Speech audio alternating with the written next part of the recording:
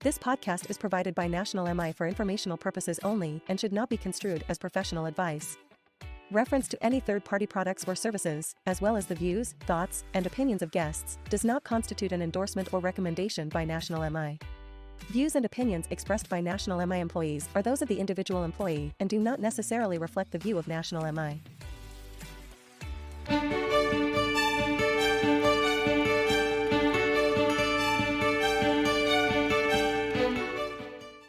All right, welcome to National MI's podcast. My name is Ralph Remy, and today we are going to be discussing the Gen Z Homebuyer Report, which we released back on June 1st in partnership with Kristen Messerly. One of the contributors of that report is this fine gentleman to my right here. This is Blake Boss. He is the EVP of Sales at ActiveComply. Hey, Blake, how are you today? I'm good. Ralph, how are you? I'm fantastic. Well, thanks for joining us, and thanks for your insight in the report. I certainly appreciate everything you contributed to helping us really get into the lens and the scope of Gen Zers out there. So really that's what today's all about, is really let's talk through that. So I'm sure you've had a chance to look at the report and obviously you shared a lot of contributions. So maybe tell me a little bit of what were kind of your top insights that not just you provided, but that you realized as you were helping provide some data for this report. Yeah, absolutely. So, and of course, thank you for having me on this today. And Kristen is awesome when it comes to her research. And I think one of the biggest things that I contributed and also recognized through the research was the access of information and education that Gen Z has and also wants to access. So through the use of different social media channels or even just the internet, the amount of information that they have is there in front of them for them to be able to get closer to that financial literacy that they're lacking. And it is very clear that they don't have it through traditional academic institutions.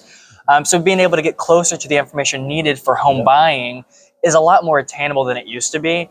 And it is clear through Kristen's research and your research as well, that Gen Z is one step closer than millennials for getting access to the information needed to partake in home buying. Well, it's interesting you bring up millennials because there always has been they all get lumped together. So it's always, we call it next gen. I know it's a word Kristen uses as well.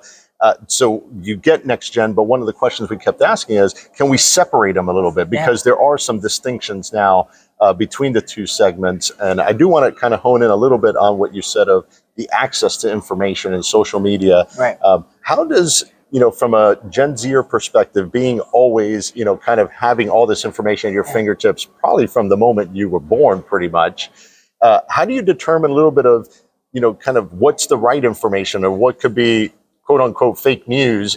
How do you kind of stay grounded to understand that this may or may not be the right information, but then where are the experts out there to help you? Yeah, no, I think that's a really good topic because we've seen a huge influencer initiative on social media, whether it's the Kardashians, a pro sports player, whatever it may be. Influencers are huge. And people, especially in the mortgage business and people that are buying a home, they work with people and they trust people.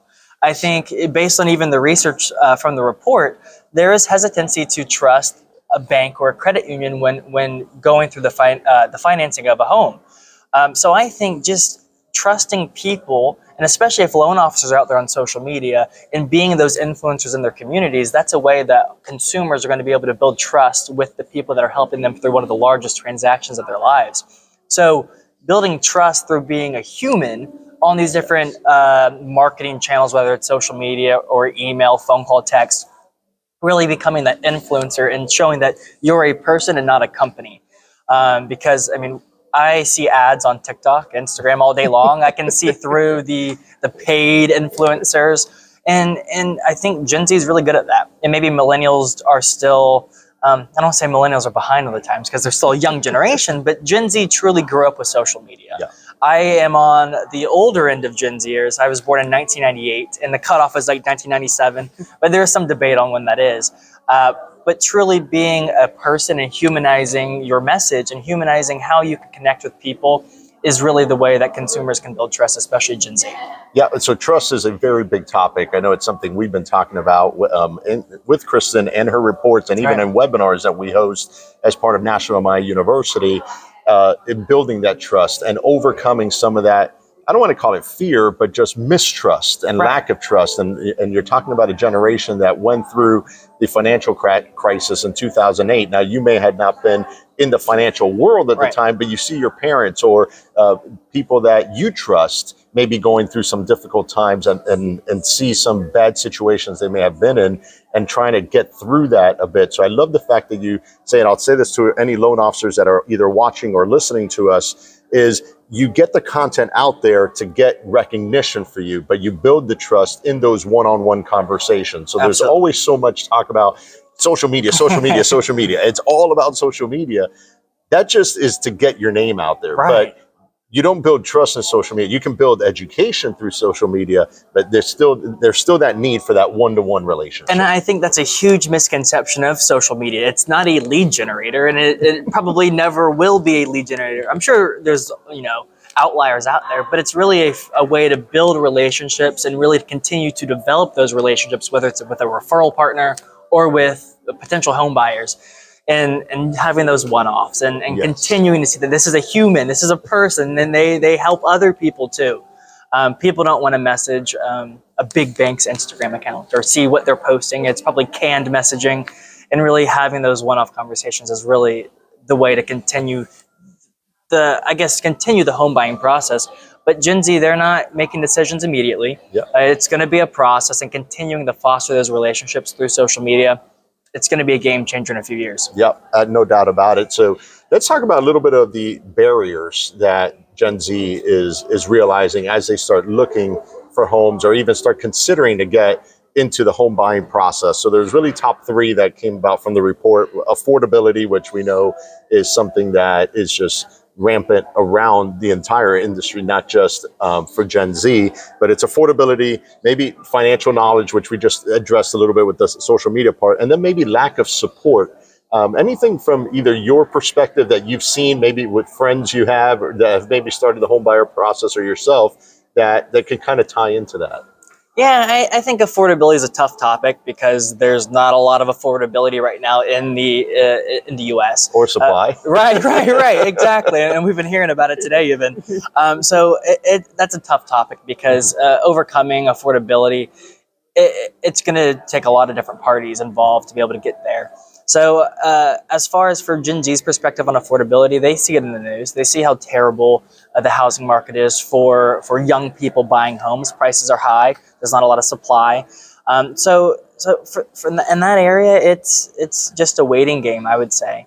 But in terms of lack of support, I mean, there's different priorities out there for everybody. And I think with the access of information, people do get very they are very specific for what they're focusing on. So maybe home buying is not a focus right now, and it's really out of sight, out of mind, and they're not thinking about it. And if they're not thinking about it, they're not talking about it. And if you're not talking about it, people aren't going to talk about it with you. So if it is a parent, it is a relative or mentor or coworker, if you're not talking about the support that you need, you're probably not going to get it because people are so focused on the priorities that they have on their day-to-day. Yeah, and it's interesting when you talk about affordability, obviously that goes into being able to start saving to get for down payment. And I want to kind of talk about, we talked a little bit about misconceptions a little earlier. One big misconception that continues to rear its ugly head, if you will, in these reports is the misconception that you need to have 20% down. Now, obviously, we are a podcast sponsored and produced by National MI, one of the mortgage insurance companies that helped with putting less than 20% down. With as little as 3% down, you can purchase a home, or even 5% down. But to me, and that number is staggering to me because it was over like 70% when you talk about next gen between Gen Z and millennials, and it's still way over 50% when you're talking about Gen Zers. So how do we continue to bring that education out to Gen Z in order to let them know that there are opportunities out there that they may not be aware of? Yeah, I think talking about scenarios and really helping a Gen Zer be able to attain home ownership. Because, I mean, I was the same way a few years ago. I thought that 20% was just the standard. And that's a lot of money to save up.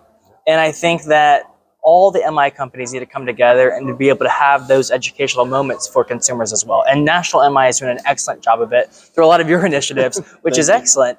But I do think it's going to take more than just the companies. It's going to take the people that are working for the companies to connect with people and explain exactly how homeownership can be achieved for less than 20% down. So it's just continuing to talk about it, I think, is the best way. Well, talk about it. And, one of the things the report came up is that there still is a lack of education. Right.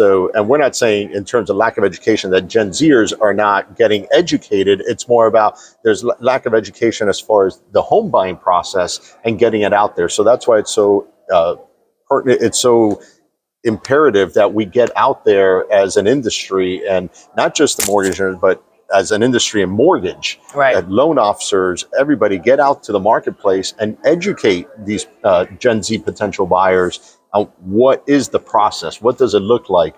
Because yes, they are getting a lot of the stuff from social media, but to your point earlier, it's about the one-on-one conversation. As soon as they see you in a lunch and learn session or some type of conference giving education to home buyers, it's a game changer at that point. Right. And I don't remember the exact statistic from the report, but rate sensitivity for Gen Zers, and this is really just an opinion of mine, I think Gen Zers want to be able to get into a home if they can, but they don't know how. And I think rate sensitivity might not be as big of an issue for them as long as they know the different means to get to their end goal of getting a home. So if they are aware of the opportunity to have private mortgage insurance, I think there will be a bigger opportunity for lenders to increase their revenue through new borrowers, new loans.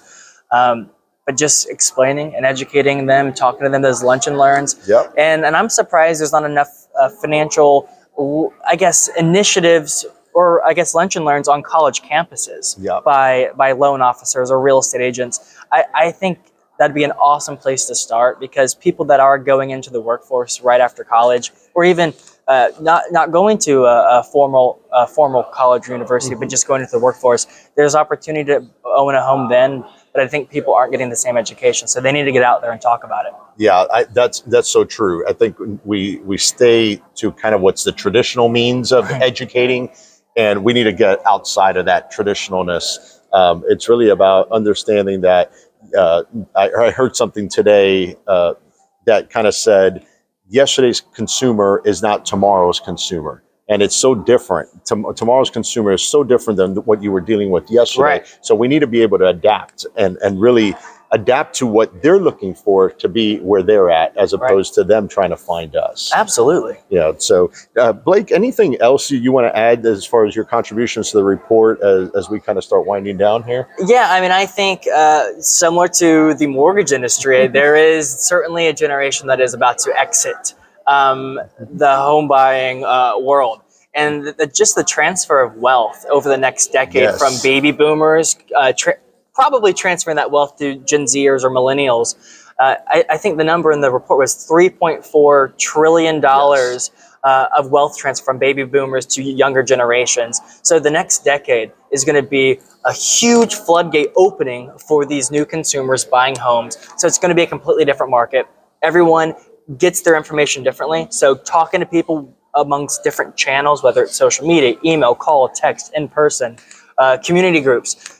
There's so many ways to get in touch with people, and this is going to be a floodgate, huge opportunity for loan officers. Yeah, that's a great point. And that was a big highlight of the report, was the opportunity that baby boomers are getting into, obviously their retirement years and potentially outside of the home buying process, and that wealth transfer and what it's going to do for down payment and home buying opportunities for their heirs that could be Gen Zers or even millennials in that range. So I do want to thank you, Blake, for coming on with us. As a reminder, everybody, we do have a link at the bottom of this post as far as where you can download the report, but just in case, you can always go to nationalmi.com/nextgenresources, or you can just go to nationalmi.com, click on training at the top, and Next Gen Resources is one of the options to download the report. Not just this Gen Z report, but all our past reports are readily available on the site for you. So again, I want to thank Blake Boss for joining us and for your contributions to the report. We certainly appreciate your insight. And then we look forward to seeing you all again soon. Take care, everybody. All right. Thank you, guys. Thank you, Ralph.